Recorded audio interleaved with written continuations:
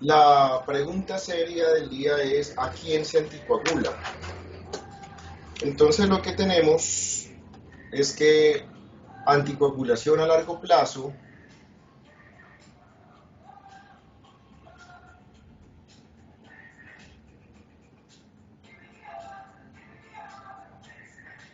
la van a necesitar solamente tres tipos de pacientes. Pacientes que presentan una prótesis cardíaca mecánica, pacientes que van a presentar fibrilación o flúter auricular,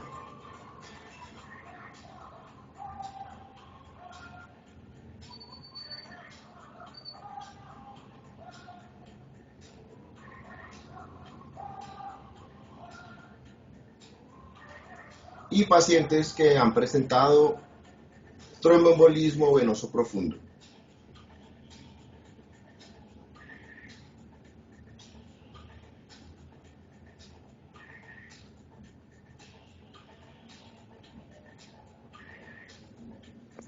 Estos son los tres pacientes que van a requerir anticoagulación a largo plazo. Bien, entonces,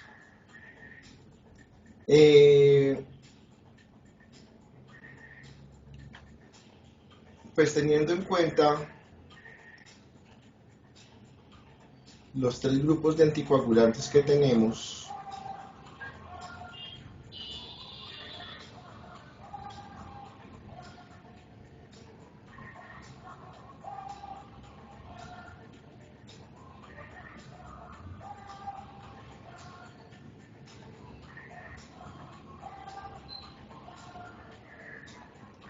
si hablamos de warfarina,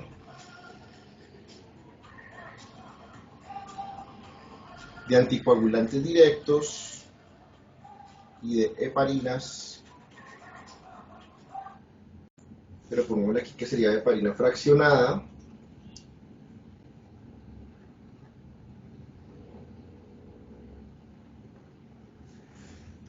Entonces, pues lo que vamos a ver es que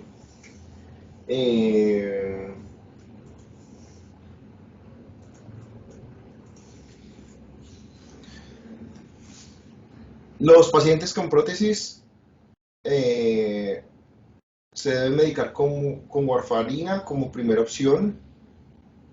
Nunca se tratan con DOACs porque aumenta el riesgo de muerte, y se pueden utilizar heparinas fraccionadas en caso tal de que haya alguna contraindicación para la warfarina. Esa sería la...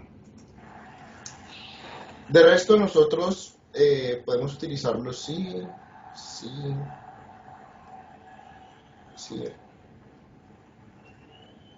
podemos utilizar cualquier anticoagulante. Preferiblemente, pues vamos a ver en la charla que pues las heparinas realmente van a ser las segundas opciones en la mayoría de los casos. Bueno, entonces vamos a empezar hablando de cómo vamos a anticoagular pacientes con fibrilación auricular. Entonces, primero que todo, ¿por qué hay que anticoagularlos? Y entonces, pues la razón es porque se aumenta de forma gigantesca el riesgo que estos pacientes vayan a hacer una ACV. Entonces, por el motivo de la arritmia, entonces vamos a hacer una ACV. ¿Todos los pacientes con FA se necesitan anticoagular? La respuesta es no. Para eso vamos a mirar los factores de riesgos que van a haber. Entonces, pues vamos a tener, ¿sí?, que el paciente presente una insuficiencia cardíaca,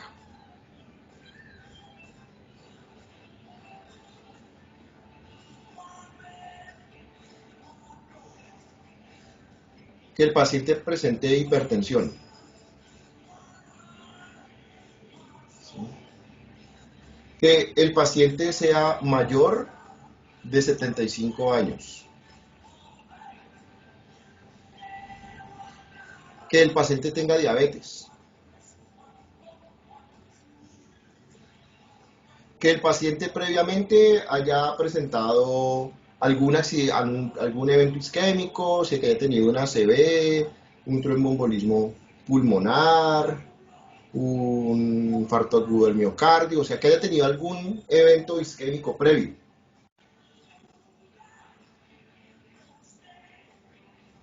Que el paciente presente enfermedad, ¿sí? Alguna enfermedad vascular.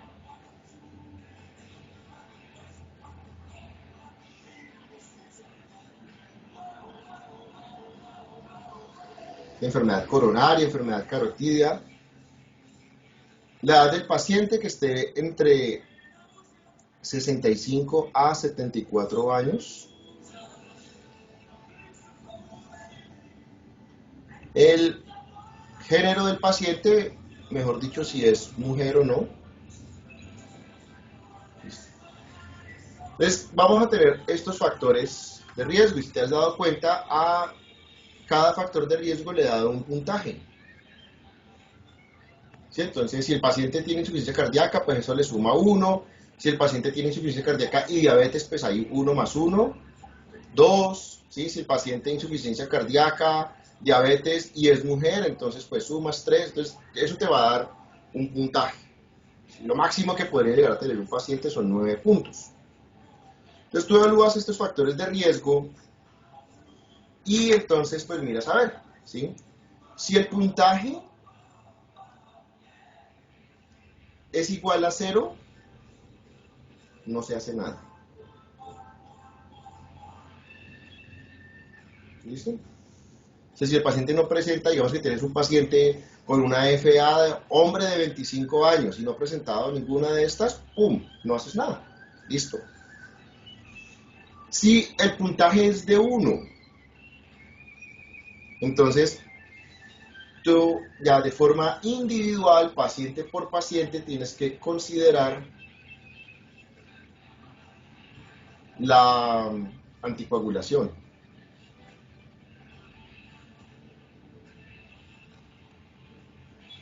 Si entonces digamos que tienes una mujer con FA 25 años, solamente tiene un factor, entonces pues, está joven, no sé cuánto, no sé qué, entonces tú consideras si es necesario o no anticoagular a ese paciente. Si tiene 2 o más, ¿sí?, se anticoagula.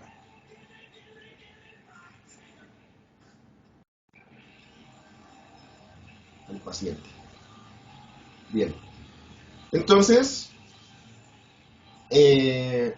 ¿cómo vamos a anticoagular? Listo. Entonces, con warfarina, dependiendo del peso del paciente, puedes empezar con una dosis de 2.5 a 5 miligramos.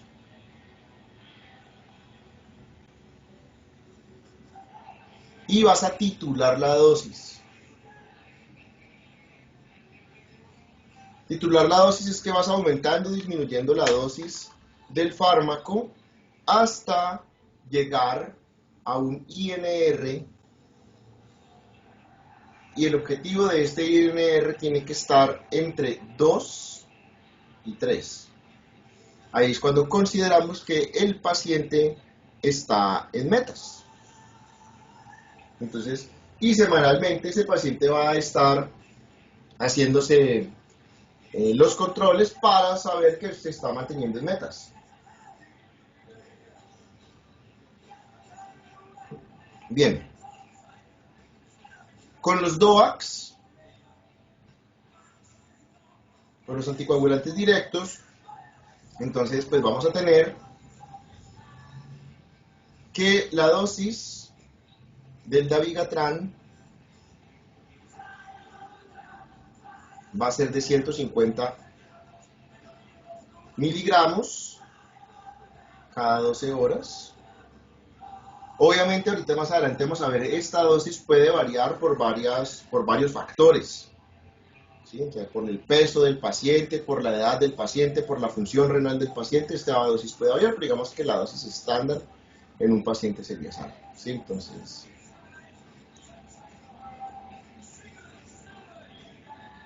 inhibidor de factor 2. Entonces, de los inhibidores del factor 10, entonces, los que comercializamos en Colombia es el Rivaroxaban y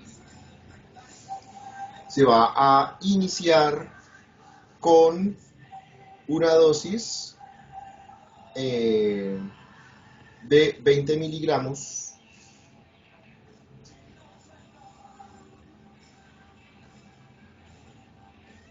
al día. Esa dosis después se puede disminuir a 15 miligramos de ser necesario, pero pues vamos a empezar en esa dosis. Bien, y el apixaban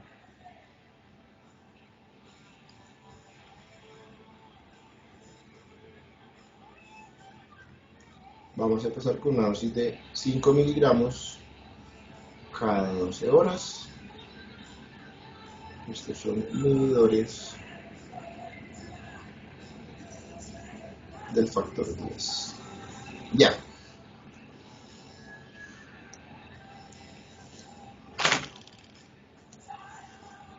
¿Qué ventajas, desventajas tienen unos versus los otros? Entonces, la ventaja que presenta la warfarina, ¿sí?, es que puedo hacer un INR.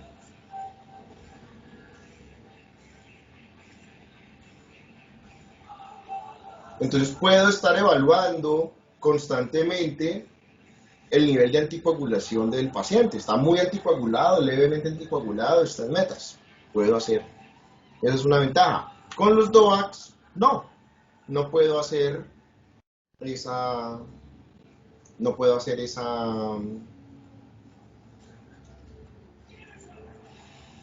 prueba. Entonces, pues realmente, pues digamos que la ventaja, desventaja que tienen los DOACs es que ellos me aseguran cierto grado de anticoagulación a la dosis determinada, pero pues no voy a saber si es suficiente o no es suficiente. No tengo un test para probarlo.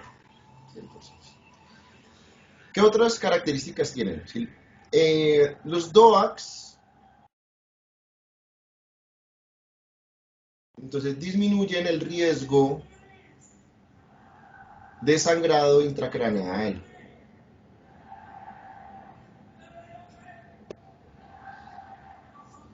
Obviamente comparado con la warfarina. ¿Sí? Ninguno de los dos, ¿sí?, respecto al sangrado gástrico,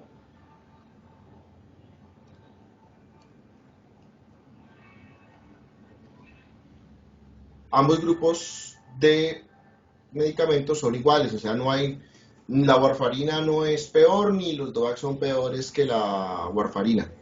Entonces, en cuanto a, y también van a ser iguales en los tiempos en los ensangrado mayor.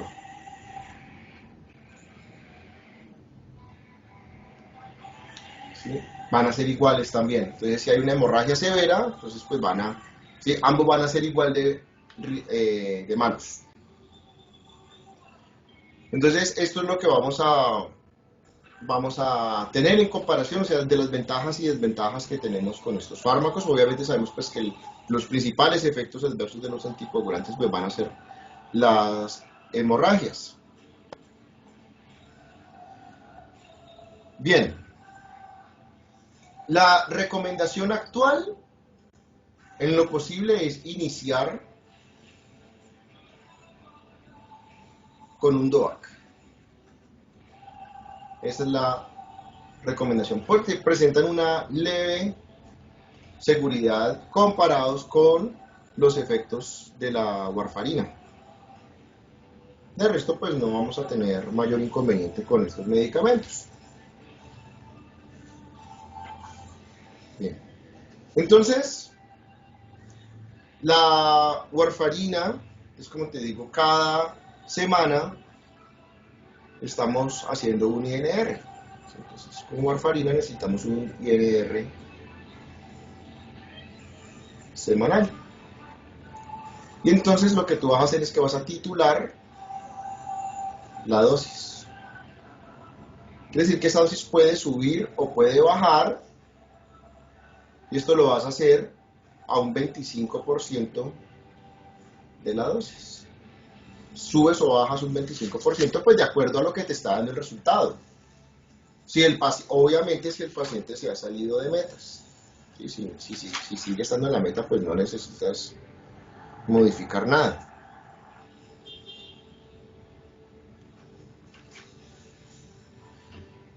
¿Qué más va a suceder? Que necesitamos cambiar los fármacos, los DOACs, de acuerdo a ciertas condiciones de los pacientes. Entonces, por ejemplo, el dabigatran.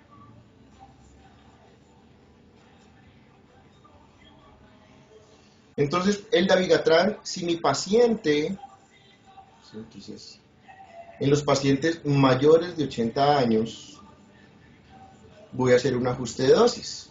Entonces vamos a bajar esa dosis, ya no va a ser 150, sino que a 110 miligramos cada 12 horas. En los pacientes más jovencitos, pacientes que tengan entre 75 y 80 años, que hayan presentado algún riesgo de sangrado, o sea, que ya hayan presentado un sangrado leve por el uso de dabigatran, también vamos a hacer un ajuste de dosis y vamos a bajar la dosis a 110 miligramos. Igual. Vamos a tener en cuenta la función renal. Entonces sabemos que estos fármacos se excretan principalmente por vía renal, y si hay una disminución en la depuración de creatinina,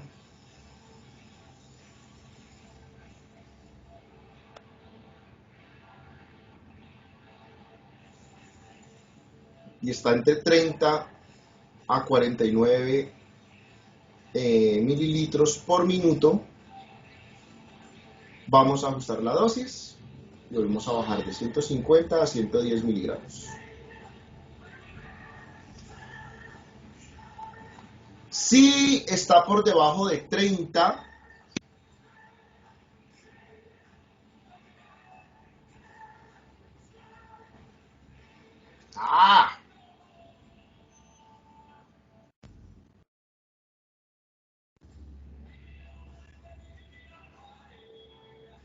por debajo de 30 está contraindicado.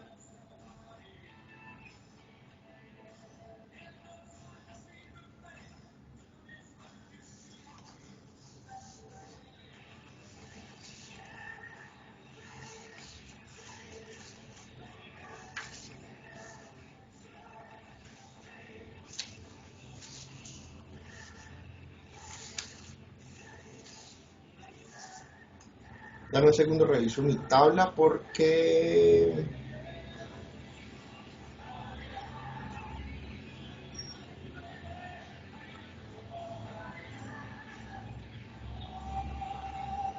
es 15, por debajo de 15. Dabigatran 15, no es 30 sino es 15, sí.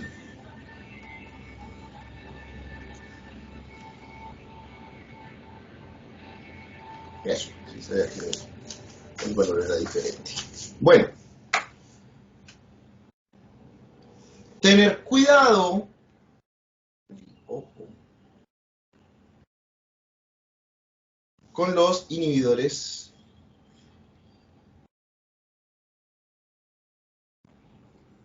enzimáticos.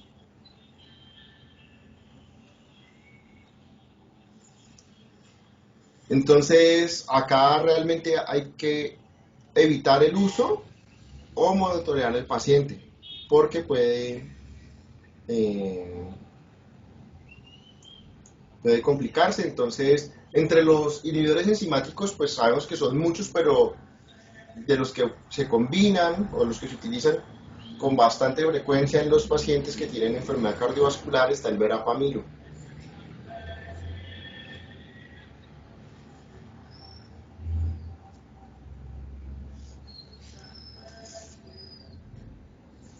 Bien.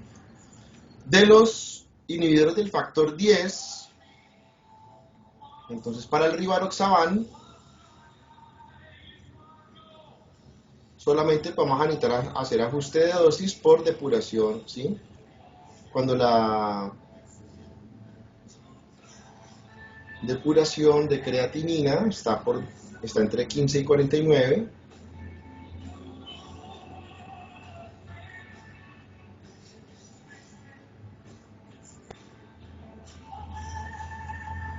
entonces bajas la dosis a 15 miligramos al día.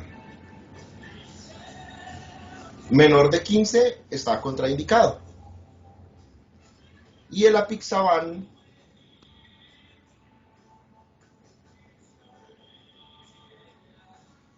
entonces en los pacientes que tienen más de 80 años,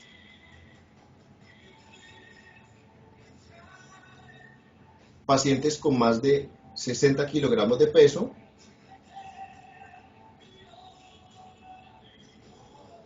y pacientes con creatinina en 1.5 miligramos por decilitro. Entonces se hace un ajuste de dosis y lo pones en 2.5 miligramos cada 12 horas. ¿Sí? Para el apixaban necesita tener 2 de 3. Si el paciente tiene más de 80 años, le dejas la dosis normal, pero si tiene más de 80 años y está gordito, pesa más de 60, entonces sí haces el ajuste de dosis. Tiene 80 kilos y la creatinina está en 1.5, ¡pum!, haces el ajuste de dosis. Si tiene la creatinina en 1.5, solamente tiene 65 años, pesa 55 kilos, le dejas los 5 miligramos cada 12 horas. O sea, tiene que tener 2 de estos conceptos cada 3. Pacientes que tengan enfermedad renal terminal, o sea, pacientes que están en diálisis, en esos pacientes no vamos a utilizar DOACs porque se aumenta el riesgo de mortalidad en esos pacientes. Entonces no vamos a utilizar ese tipo de fármacos. Bien, entonces si ves es fácil.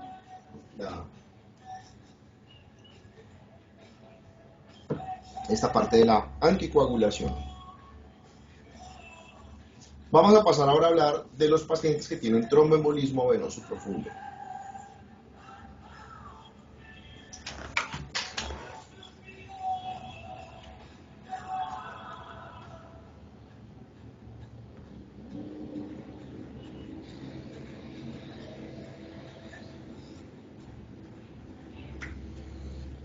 Bueno, entonces,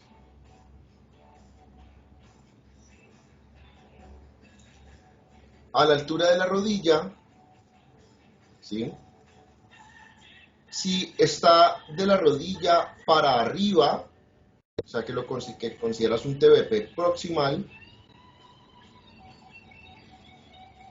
acuérdate que como es una vena, entonces pues a medida que se va subiendo, el diámetro va aumentando. Entonces cuando está hacia la parte distal son más estrechas. Entonces el punto de corte es como la rodilla. Si está de la rodilla para arriba, entonces siempre se anticoagula.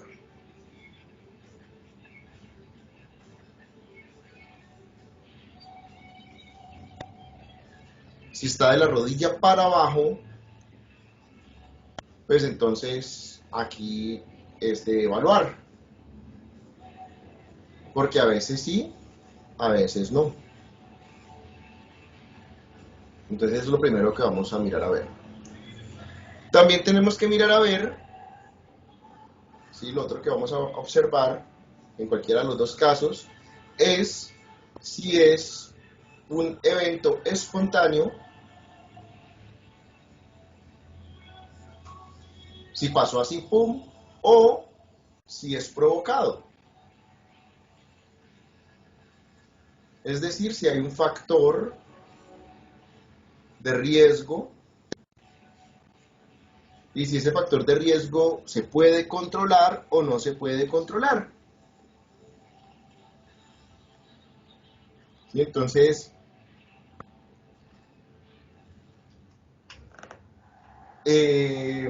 esto pues nos va a determinar pues, al principio si la duración de la anticoagulación.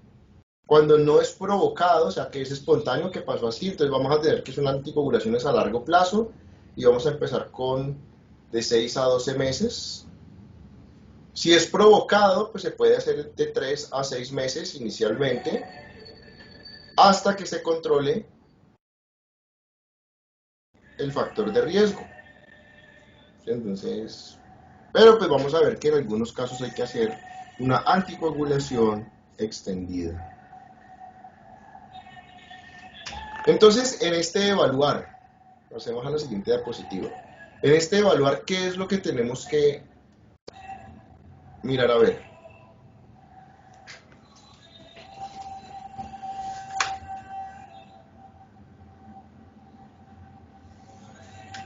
Listo, entonces, ¿qué nos puede mostrar? O sea, si tú haces un Doppler y te muestra que el trombo está cerca de las venas proximales. Es decir, estás cerca de una vena de alto calibre, entonces vas a anticoagular. ¿Sí? Si no estás identificando, ¿sí?,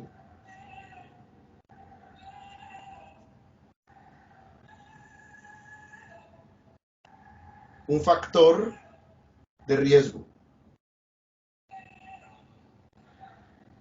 o si el factor de riesgo identificado no es reversible.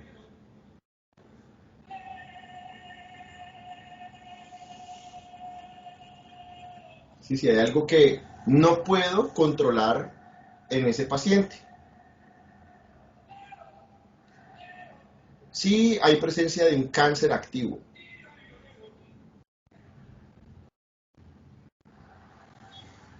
La historia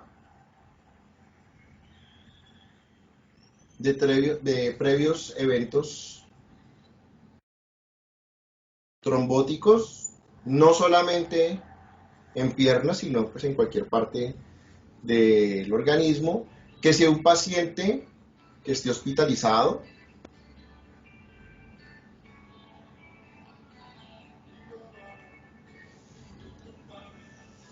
que el Doppler de control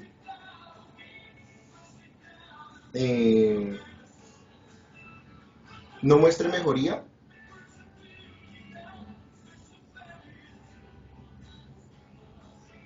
¿sí?, o que esté empeorando, ¿sí? Entonces que no haya una mejoría.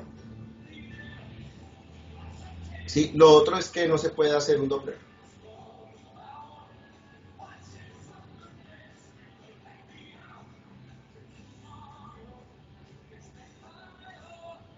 ¿Sí? O sea, no tienes la tecnología, no sabes cómo hacerlo, no sabes cómo leerlo, es demasiado caro, o sea, por cualquier razón que no se pueda hacer un Doppler, la persona vive en la montaña y no va a bajar de la montaña, entonces cualquier razón por la que no puedas hacer un Doppler, entonces todas estas van a ser razones por las cuales vamos a anticoagular. Bien.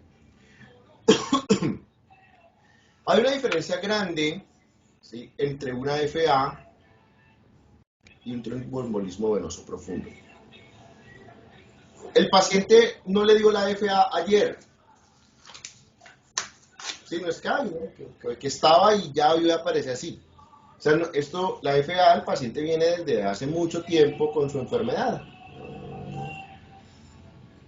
¿sí? Y tú, aquí en este punto, decidiste empezar la anticoagulación. Pues el paciente vino a consulta y empezaste la anticoagulación ahí.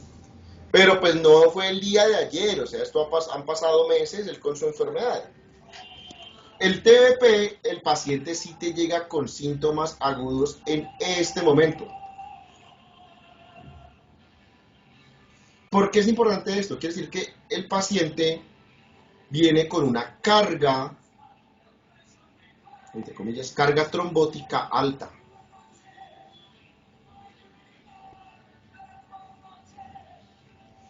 Quiere decir que ese paciente viene, su sistema viene desequilibrado con el riesgo de hacer un trombo. Eso es lo que te está diciendo.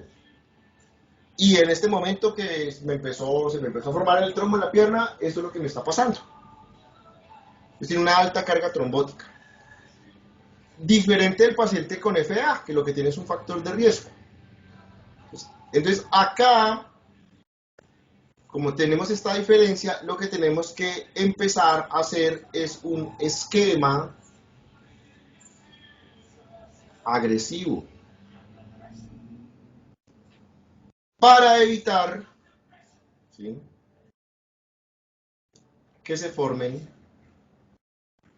nuevos trombos. Eso es lo que va a pasar.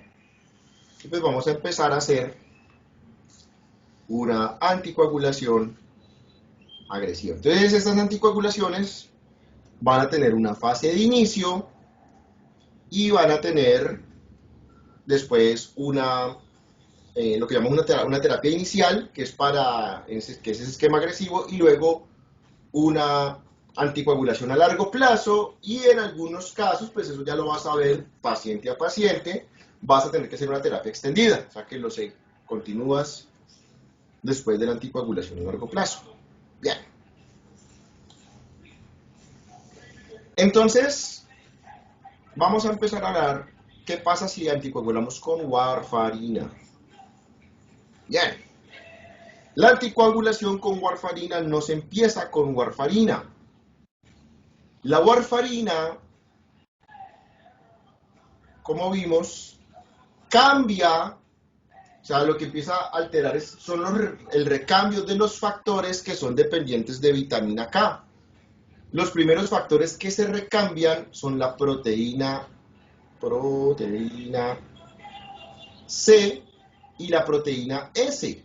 Estos son los primeros que se empiezan a alterar, que tienen función anticoagulante. Quiere decir que al inicio del tratamiento, la warfarina tiene un efecto procoagulante.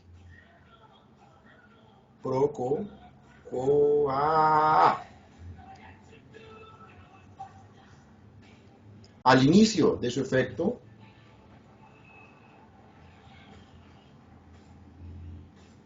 sí, como se me recambian como se me alteran los factores que son anticoagulantes, pues al principio vamos a tener un efecto procoagulante de la warfarina por la alteración de la proteína C y la proteína S. Este es un paciente que viene con una carga trombótica alta, y si le quito el efecto anticoagulante, pues entonces lo voy a empeorar. Por eso, el tratamiento se arranca es con heparinas fraccionadas.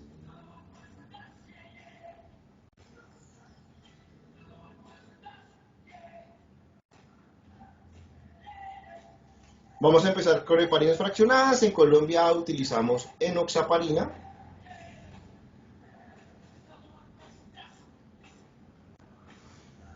Y a esto le vas a dar al paciente 1 miligramo por kilogramo de peso cada 12 horas. Y al mismo tiempo empezamos a utilizar la warfarina y vas a titular la warfarina hasta que lleguemos a un INR de 2 a 3. Sigue siendo la misma meta.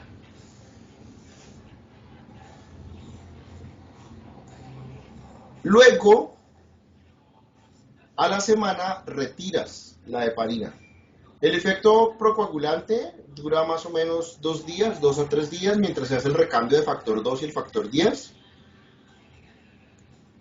Entonces, ya eso depende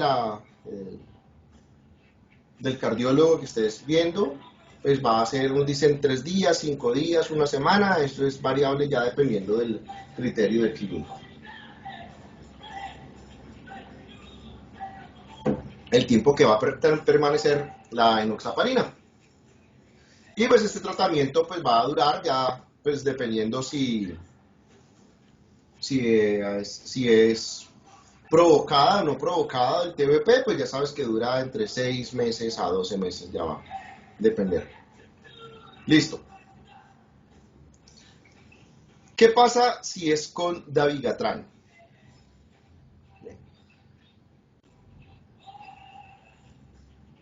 El dabigatran, los 5 primeros días después del TBP está contraindicado.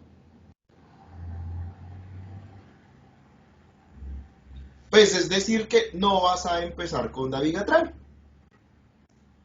Entonces, con el dabigatran, entonces empezamos con enoxaparina igual. La misma dosis, ¿sí? De 1 miligramo por kilogramo de peso cada 12 horas. Después del quinto día,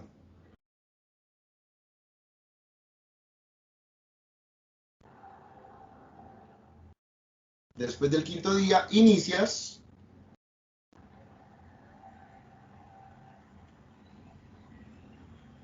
con dabigatran, 150 miligramos cada 12 horas.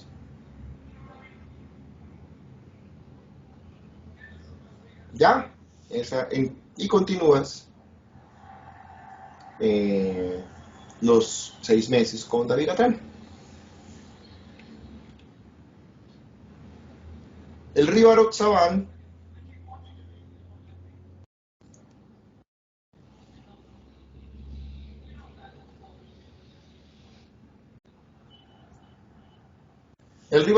sí se puede utilizar desde el primer día, entonces vamos a tener una fase inicial, fíjate que la fase inicial es agresiva, entonces vas a utilizar 15 miligramos cada 12 horas, y esta fase inicial tiene una duración de 21 días. A los 21 días, cambias la dosis a 20 miligramos al día, por la duración de la anticoagulación. Si vas a utilizar apixaban, el apixaban, entonces igual vas a utilizarlo 10 miligramos cada 12 horas. Esta fase inicial dura 7 días. Después de una semana, reduces la dosis a 5 miligramos cada 12 horas. Bien.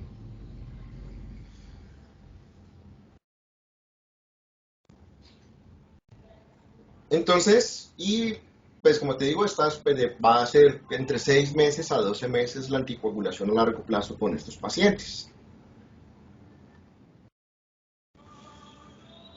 ¿Cuándo requerimos ajustes de dosis?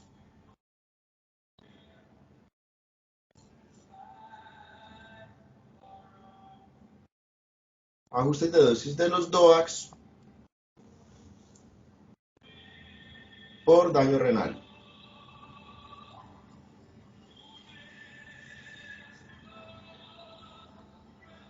Entonces vamos a tener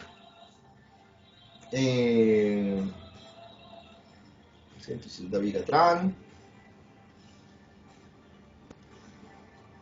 rivaroxaban y apixaban.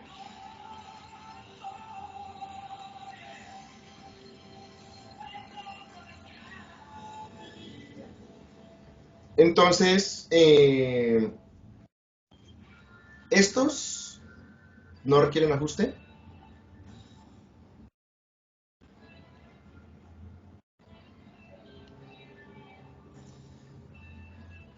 y si la depuración está de menos de 15 mililitros por minuto, están contraindicados.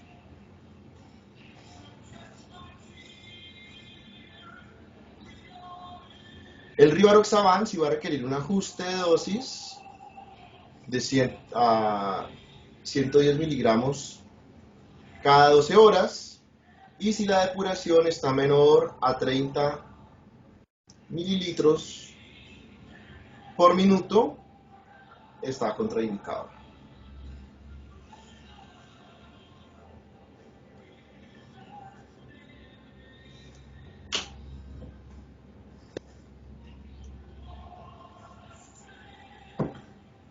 Además de eso, el dabigatran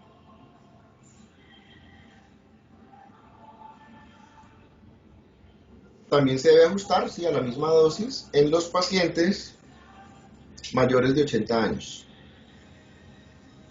independiente de su función renal. Los otros no necesitan ajuste por edad.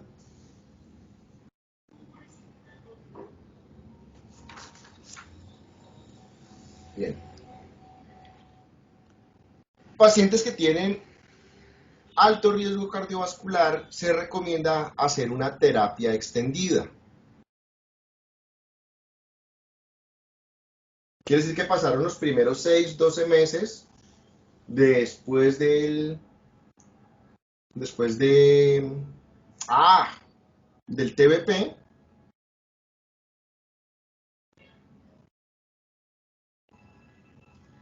y entonces tú evalúas si es necesario continuar o no con esa anticoagulación. La anticoagulación con warfarina presenta el riesgo, ¿sí? Es la que presenta mayor riesgo, ¿sí? Alto riesgo de hemorragia.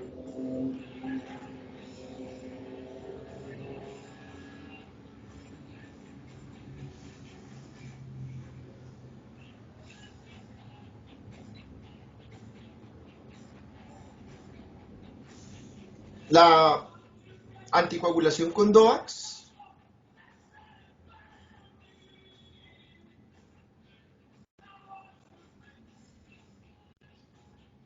con dabigatran se va a mantener en 150 miligramos cada 12 horas. Con rivaroxaban, la anticoagulación, la terapia extendida se va a hacer con 10 miligramos al día, y con apixaban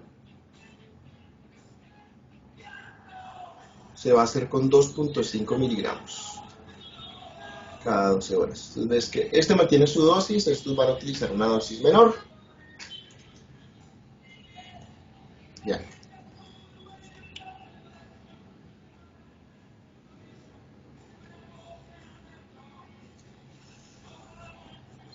Los pacientes con prótesis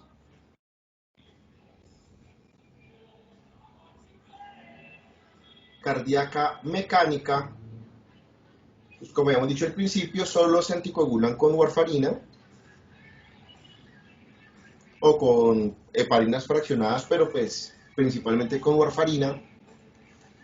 La diferencia es que el INR, la meta acá va a estar entre 2.5 a 3.5. Obviamente, el riesgo de hemorragias es mucho más alto, y pues tienes que estar titurando al paciente constantemente por eso.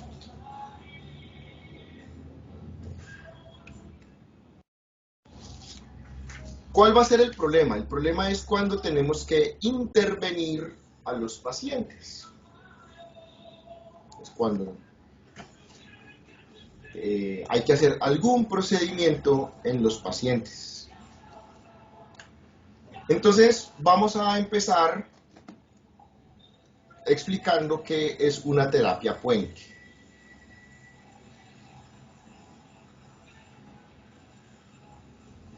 La terapia puente se utiliza en los pacientes que están consumiendo warfarina.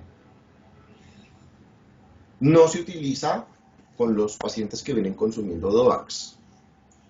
Bien, entonces, muy sencillo, el paciente viene consumiendo warfarina,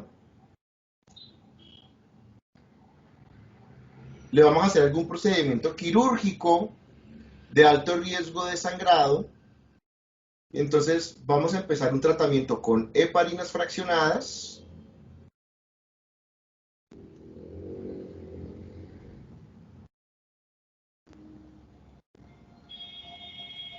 y vamos a hacer un puente, ¿sí?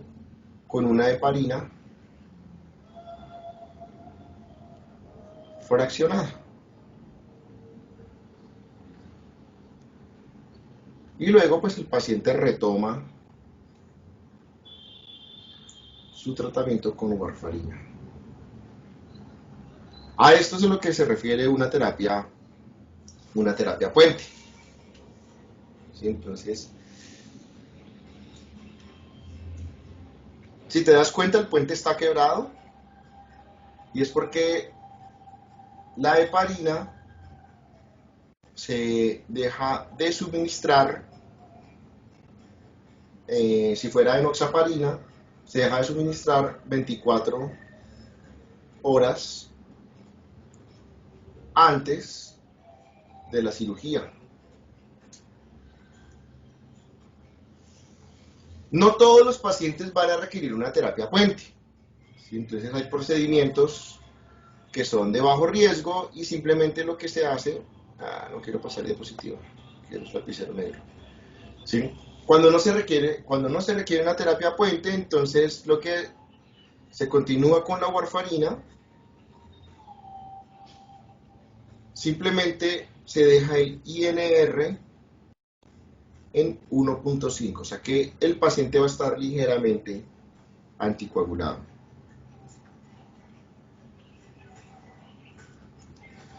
La terapia puente se utiliza en aquellos pacientes donde retirar la warfarina es, donde bajar el INR 1.5 es supremamente riesgoso.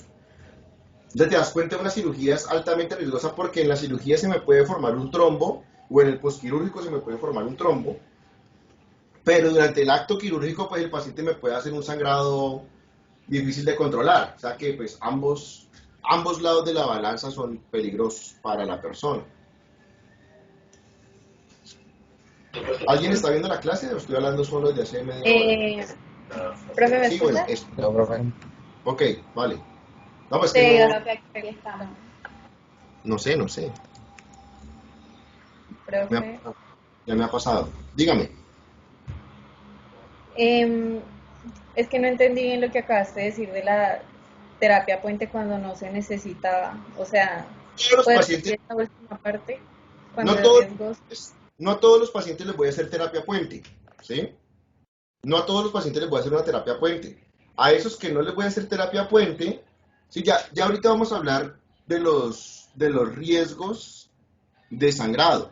Entonces digamos que tienes un paciente y te llega una interconsulta, que es un paciente que viene tomando warfarina y le van a sacar un diente, va para el odontólogo.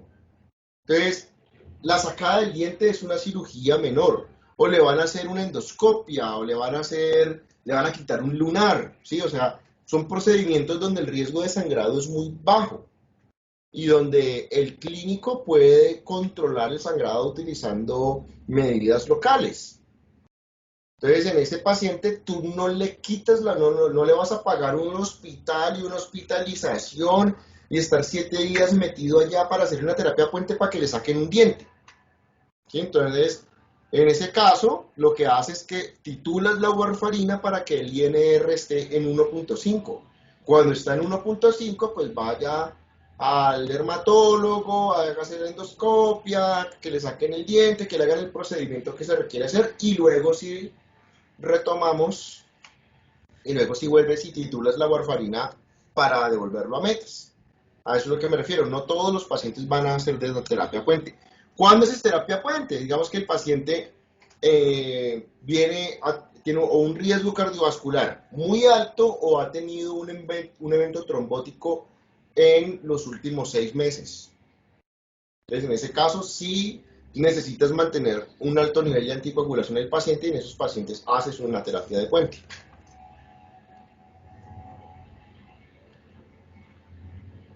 Bueno, entonces, pues lo que nosotros tenemos que entrar a hablar es de los riesgos de sangrado. Los procedimientos que tienen riesgo de sangrado. Entonces, exodoncias.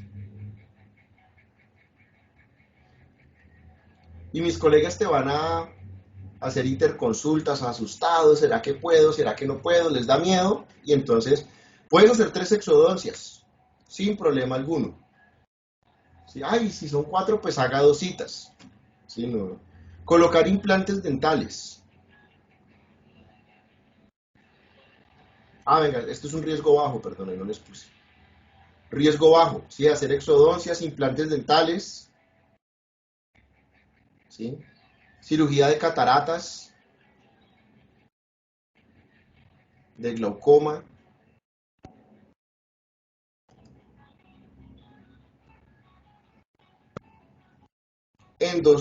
endoscopias, sin biopsia,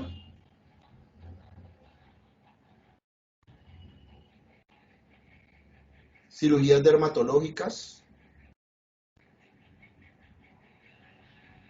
y le vamos a quitar un lunar, le vamos a comer. Entonces todo esto es de riesgo bajo. Cuando tienes esto de riesgo bajo no necesitas hacer, ¿sí?, ninguna modificación.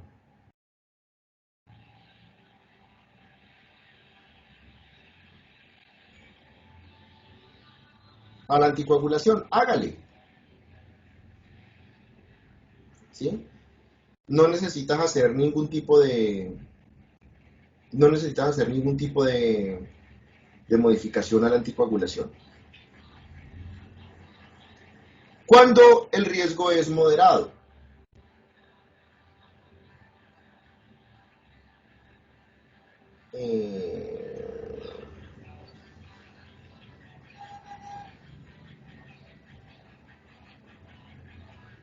No, espérate que quiero... Dame un segundo, pienso como... Quiero colocar moderado. Ah, pero digamos cuáles son las... No, digamos moderado y alto. Moderado y alto. ¿Qué procedimientos son de riesgo moderado? De sangrado. ¿Sí? Entonces acá la endoscopia, pero sí con biopsia.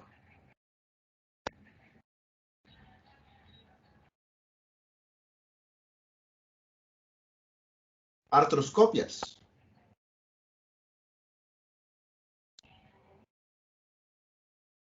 Angiografías.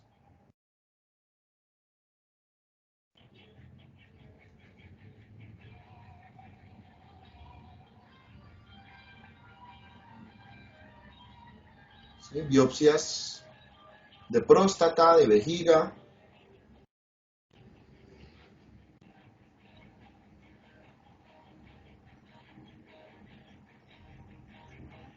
Implante de marcapasos.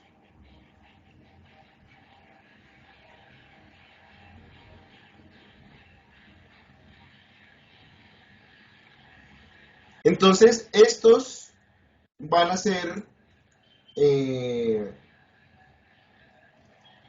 procedimientos de riesgo moderados. Ellos van a necesitar un retiro del anticoagulante. Ahorita vemos cuántos son los tiempos. Cuando el riesgo es alto, ¿sí? Entonces, por ejemplo, paciente sometido a anestesia espinal,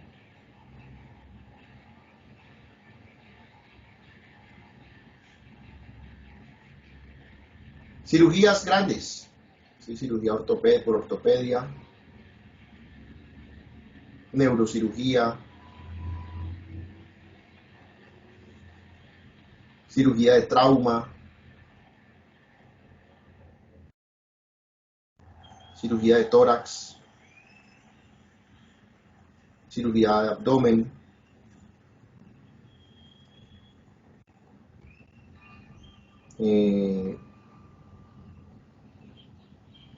biopsias hepáticas, renales. Es cuando son Entonces, esos procedimientos grandes pues van a ser de alto riesgo de sangrado, entonces obviamente también hay que hacer un retiro del anticoagulante.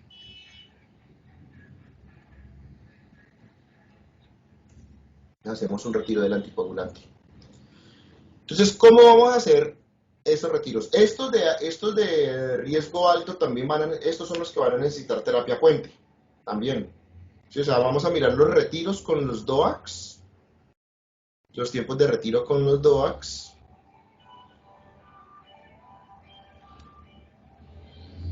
DOACs, bien. Pero lo vamos a mirar de acuerdo a la tasa de filtración glomerular.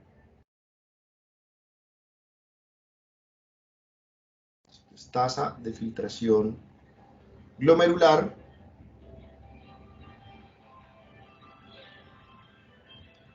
si está superior o igual a 80 mililitros por minuto, entonces acá vamos a colocar riesgo medio, acá vamos a colocar riesgo alto,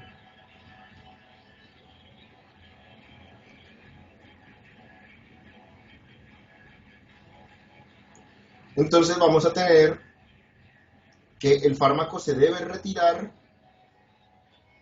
24 horas antes del procedimiento y acá se debe retirar 48 horas antes del procedimiento.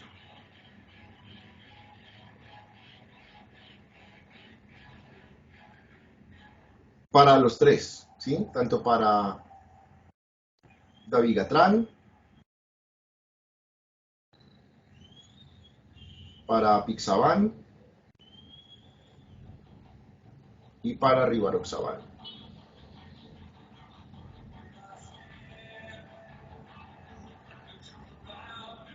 Si la tasa de filtración glomerular está entre 50 y 80,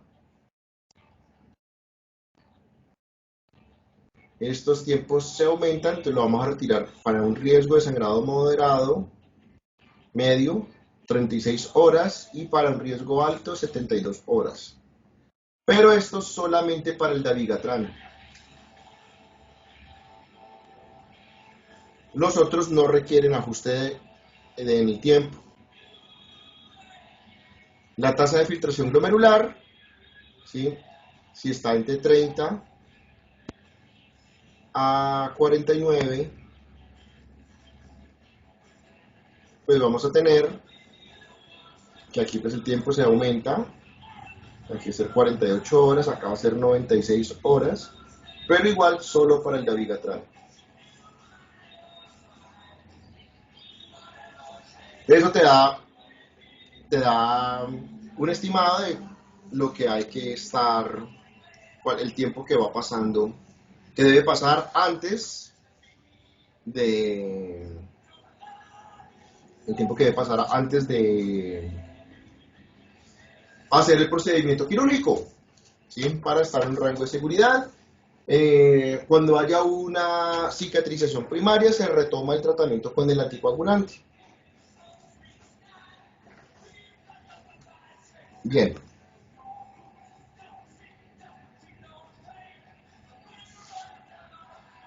Por último, entonces,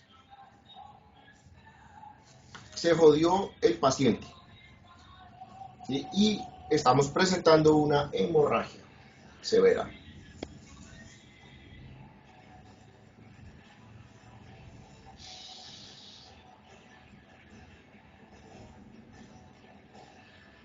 Listo. Lo primero que todo es la prevención de las hemorragias severas. Cualquier paciente anticoagulado, tú le tienes que decir, no puede tomar nada sin antes consultarme.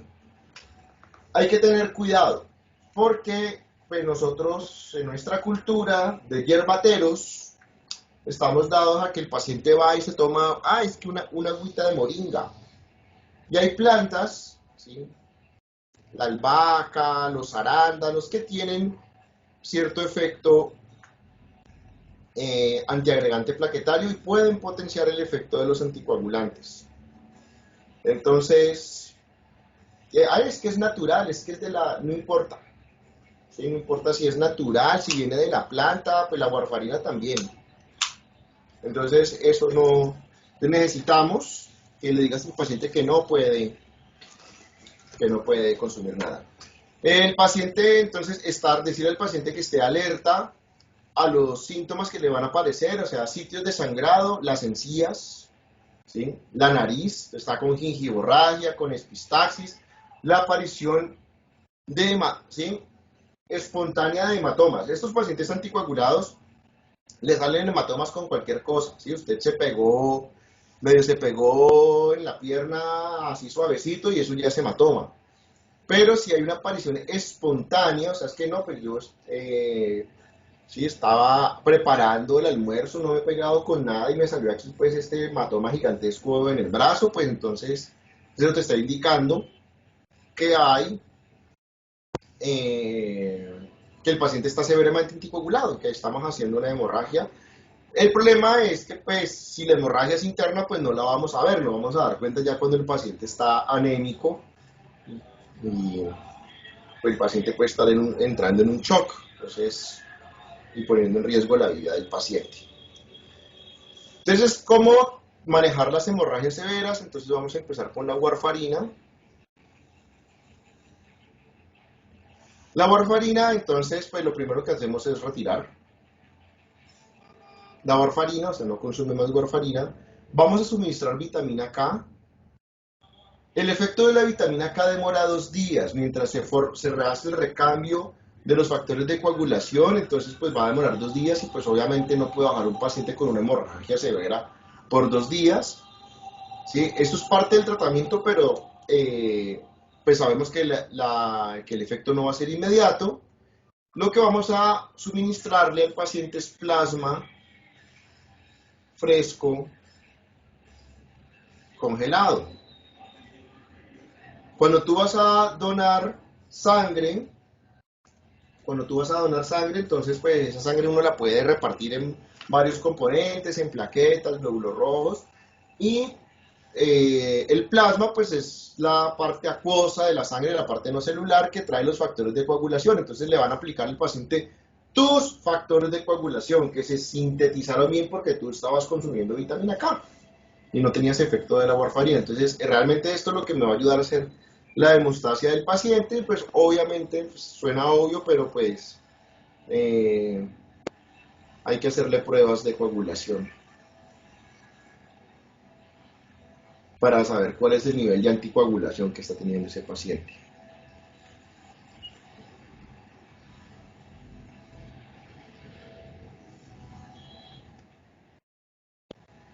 Los DOACs, entonces el dabigatran, al principio cuando estos medicamentos salieron, el problema era que no había forma de controlar las hemorragias, entonces al paciente le podías meter medio banco de sangre y la toxicidad por DOACs era severa. Entonces obligó a los laboratorios a investigar y sacar los antídotos rápido. Entonces el dabigatran, que es de Pfizer, entonces ellos sacaron un anticuerpo contra el mismo dabigatran. ¿Sí? Entonces el antídoto es el idarucizumab.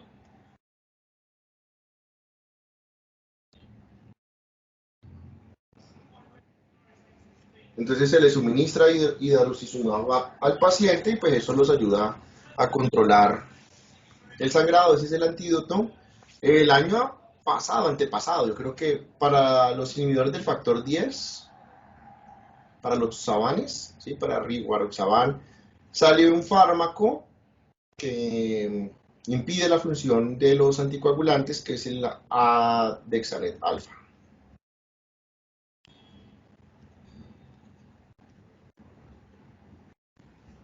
Que hasta lo último que yo revisé, que fue hace más o menos un año, esto no era comercial en Colombia, o sea que pues existe, pero no sé, pues probablemente ahorita sí lo podamos tener.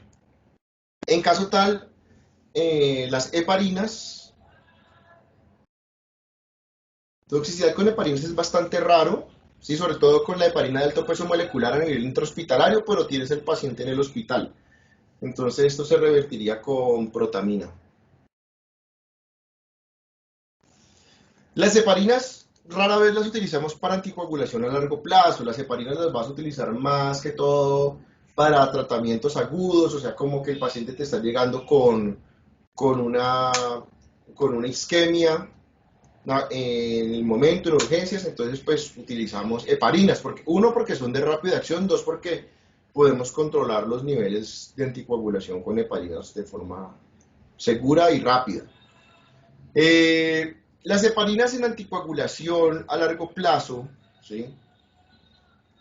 ¿Por qué no? Porque hay que inyectárselas. Entre tomarme una pastilla e inyectarme y andar con morados en la barriga, en los brazos, en las piernas todo el tiempo, me tomo la pastilla. Es cuestión práctica.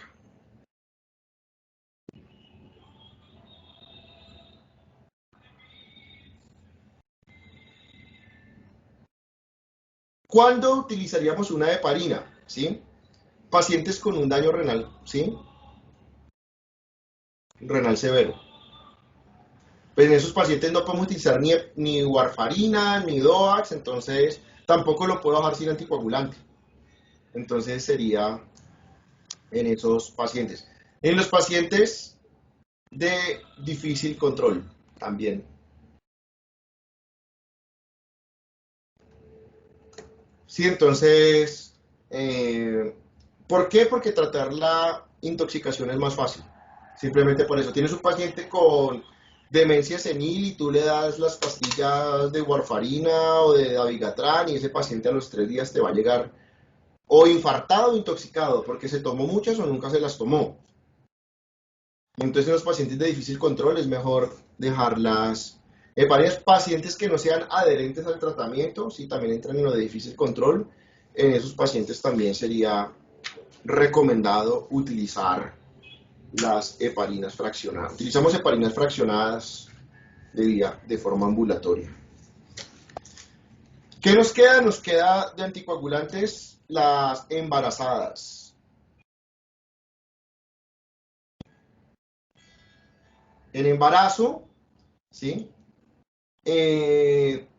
Todos están contraindicados, excepto las heparinas. ¿Sí? Entonces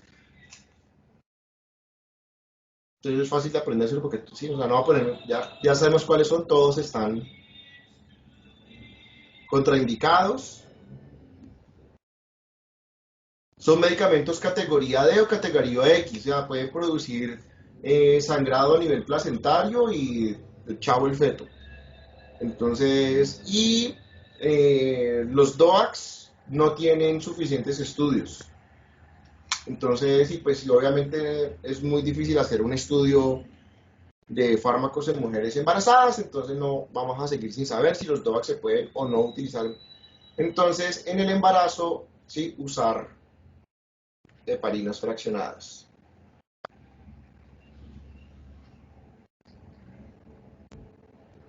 Como vieron, las heparinas pues son unas macromoléculas, entonces no tienen la capacidad de pasar barrera, ¿sí? Son carbohidratos, o sea, son grandes, son hidrosolubles, no tienen la capacidad de pasar barrera hematoplacentaria y entonces pues no van a producir ningún efecto en el,